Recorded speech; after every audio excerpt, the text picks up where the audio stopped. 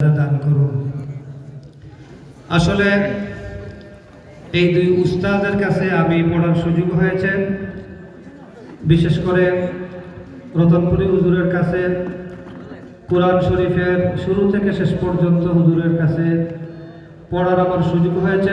এজন্য আমি আল্লাহ রাব্বুল আলামিনের শুকরিয়া আদায় করছি, আলহামদুলিল্লাহ।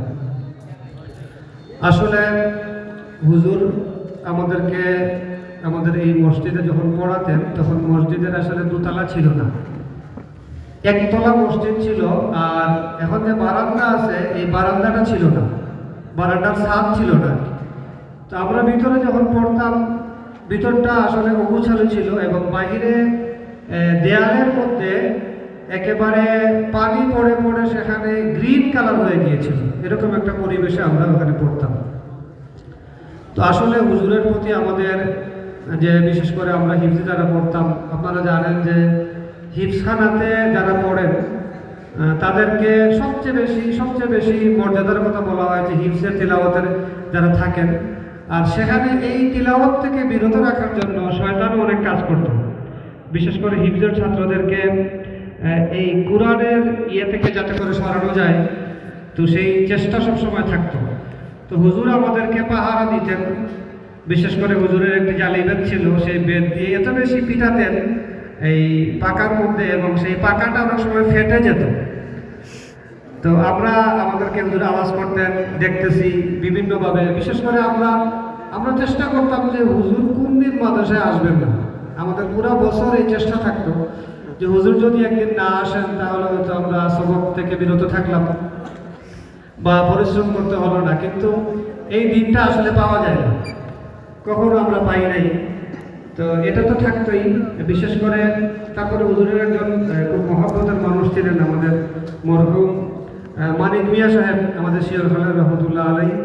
উনি অনেক সময় আসতেন, আসার পরে হুজুরের সাথে গল্প করতেন। আমরা মনে করতাম এই সময়টাতে হয়তো আমরা গল্প করতে পারবো, কিন্তু না, কখনো আমরা হুজুরকে আমাদের পাহাড়ের থেকে বিরত থাকতে দেখি নাই।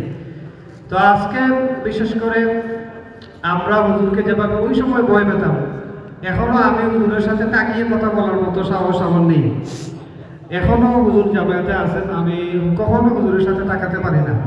একটা ওই সময়ের যে একটা ভয়, এটা আমার না, শুধু আমার মনে হয় যে আমরা যারা পড়েছি আমরা এখন পর্যন্ত হুজুরের সাথে তাকানোর মতো অত সাহস আমাদের নেই।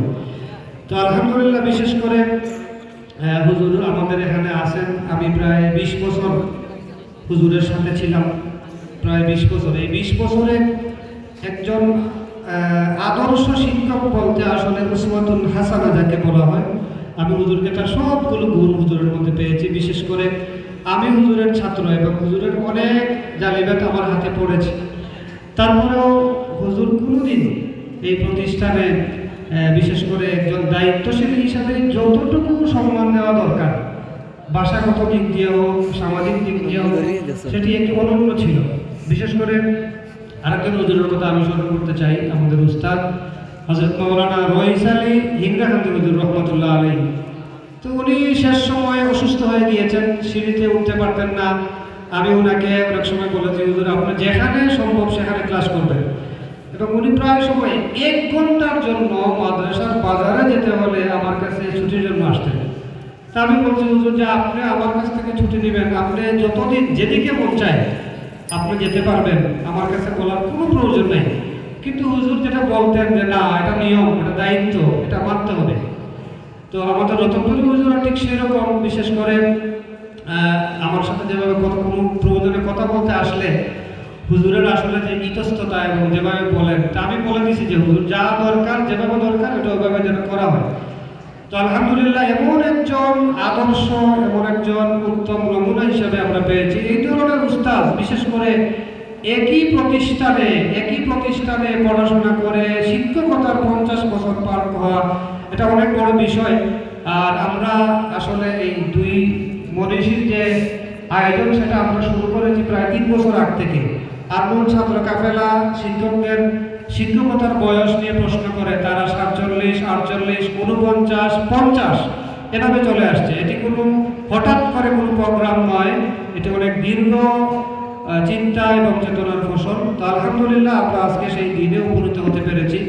আর আরেকজন উস্তাদ আমাদের দত্তপুরী হুজুর, ওনার কাছে আমি যখন পড়েছি সেটি এই বিল্ডিংটাতে তখন কিছু এই বাস শ্রমের ঘর ছিল এখানে।